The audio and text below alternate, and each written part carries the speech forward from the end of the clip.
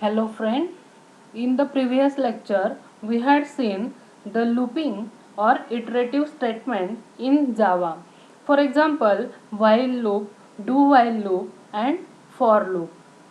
The control flow statement, there are three basic types of the control flow statement.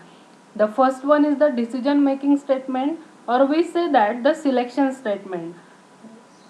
For example, if else ladder, then nested if and switch statement. These are the decision making or selection statement that already covered in the previous lecture. Now the second type is the looping or iterative statement that are also covered in the previous lecture. Now today we are going to see the breaking or jumping statement.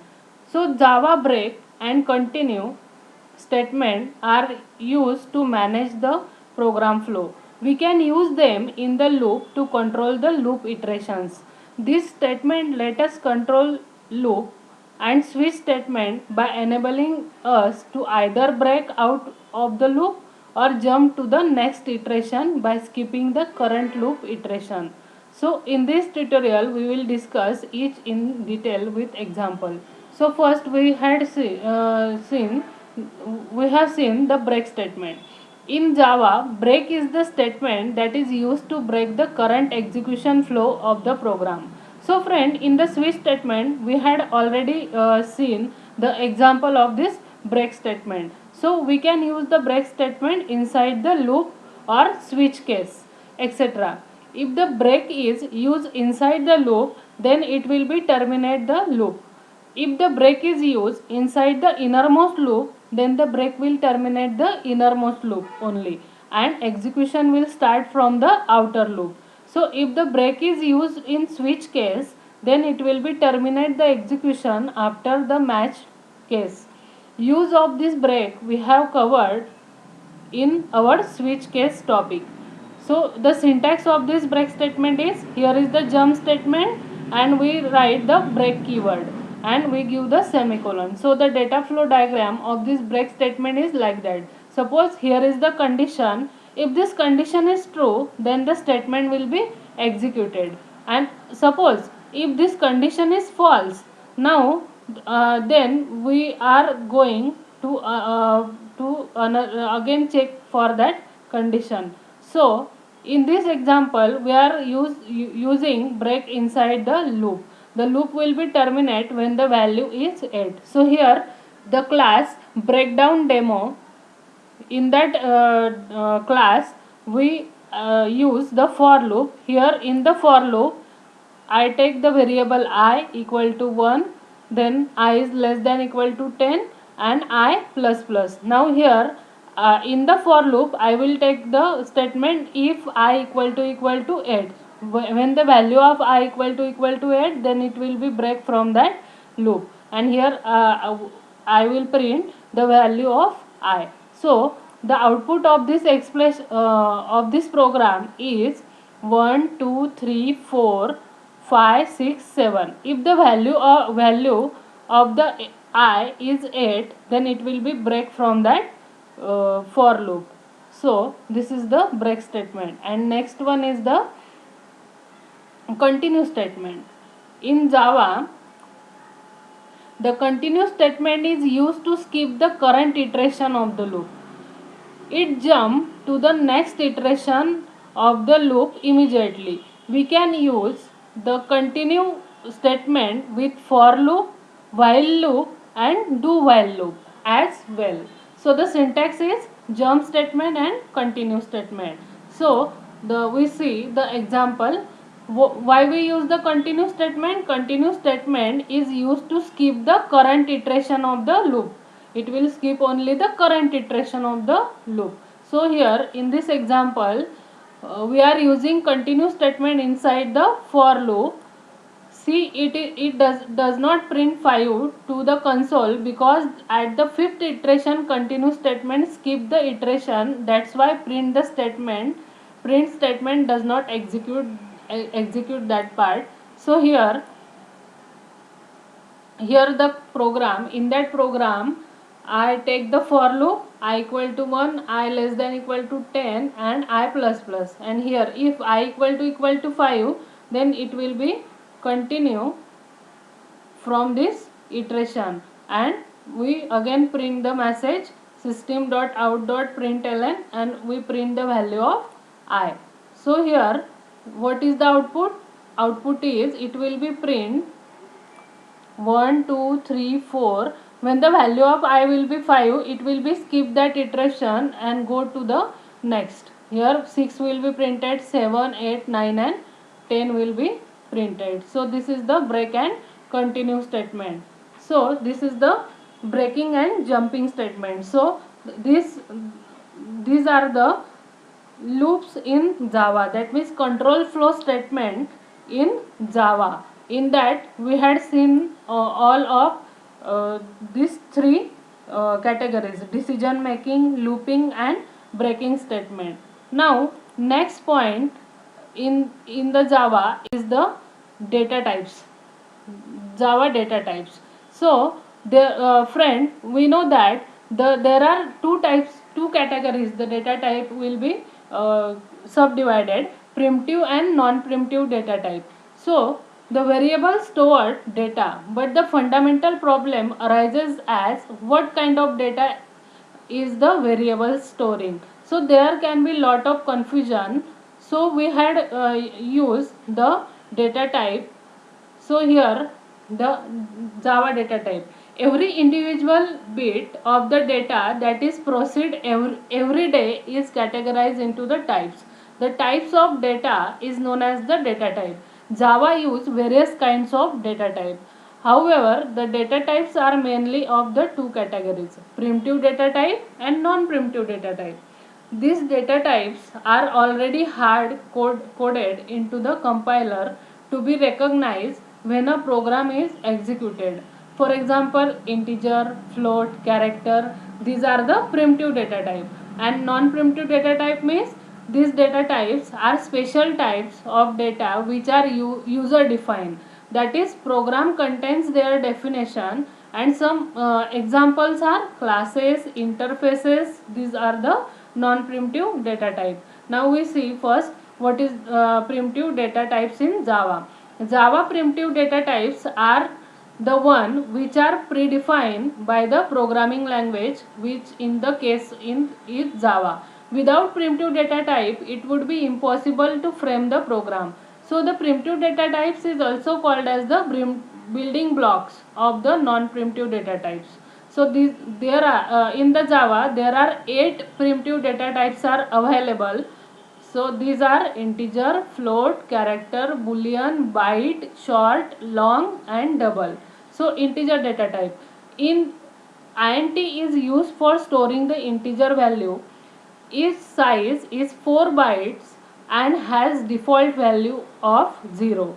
The maximum value of integer is 2 raised to 31 and the minimum value is minus 2 raised to 31. It can be used to store integer value unless they are need for storing the number larger or smaller than the limit. For example, integer a equal to 56. Second is the float data type in Java. Float is used to storing the decimal values.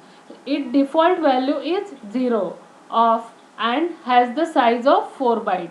It has infinite value range. However, it always advised to use float in place of double if there is a memory constraint. So, for example, we declare float a equal to 98.7f. This is the example of float data type. Next one is the character data type in Java. Char r, the name suggests, is useful for storing a single value character. Its default value is in the single quotation mark /u o with the max value being /u f and has the size 2 bytes. For example, char a equal to into the single quotation d. It must be confusing for you to see this new kind of data, that is into the single quote /u o this is the Unicode format which Java use in place of ASCII value. Then another type is the Boolean data type in Java. So the Boolean is the special data type which can be have only two value, true and false. It has default value of false and the size is 1 byte. It comes in use for storing the flag value. For example, Boolean flag equal to true. Then next type is the byte data type in Java. It's an 8-bit sign 2's complements. What is the byte data type? It is an 8-bit sign 2's complement. The range of the value are -128 to +127. It is the space efficient because it is smaller than the integer data type. It can be replacement of the integer data type uses, but it does not have the size range as the integer data type. Suppose for example we declare byte variable a equal to 10. So next one is the short data type in Java. This data type is also similar to the integer data type. However, it's 2 times smaller than the integer data type, and the maximum range is -3 to 768 and the minimum range is -3 to 768 and the maximum range is 3 to 767, and it has the size it has a size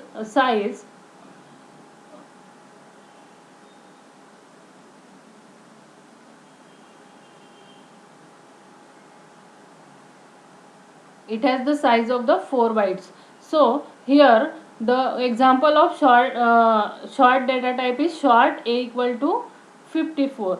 So here next one is the long data type, and this data type is primarily stored huge size numeric data.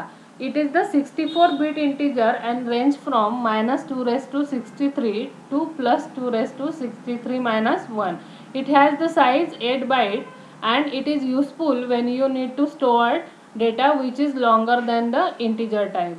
So we assign this long data type like that: long a equal to 1273762. This is the one example. Now next one is the double data type in Java. So this is similar to the float data type. However, it has one advantage over float data type, that is it is 2-bit precision over the float data type, which is one bit precision, which has the 1-bit precision. However, it still should be used for precision sensitive data such as the currency, and it has the range of -2 raised to 31 to +2 raised to 31 minus 1. So this is the example of the double data type.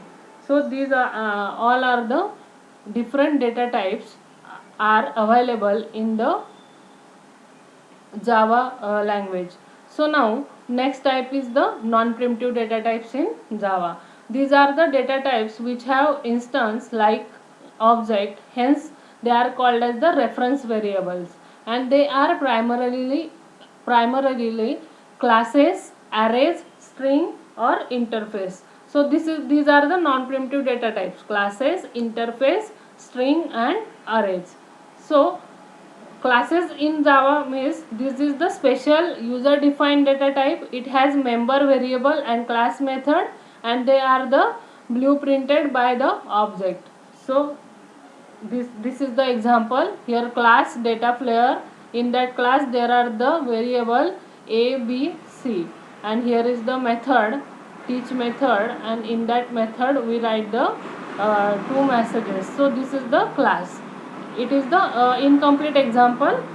So next one is the interfaces in Java. These are similar to the classes, and however these are one prime difference, that is the method are abstract by default and they have no body. So this is the interfaces.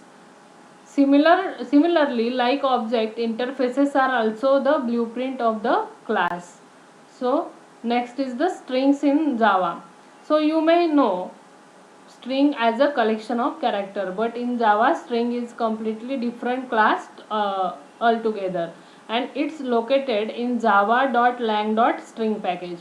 However, the string end with the /0 character. So Java has lot of method for manipulating the string, such as substring, length, and many more. For example, string s equal to into the double quotation mark we write the string. Now string sub equal to s dot substring 0 to 9. So when we print that sub variable, we take the character from 0 to 9, that means data flare. Next one is the array in Java. Arrays are special memory location that can be stored a collection of homogeneous data. You know that. What is the array? Array is nothing but the collection of similar type of the data element, and they are indexed. An array always start the indexing from 0. The dynamic allocation of the array is there in the Java. An array in the Java can be passed as a method parameter and local variable and the statics field. So now here, how to declare the array in Java? Integer arr, here opening and closing square bracket equal to new. New is a keyword. With the help of the new, we create a array or a object of the array int of the size 100. This can be create a storage space of 100 integer. So these are all are the data types in Java. Thank you, friend.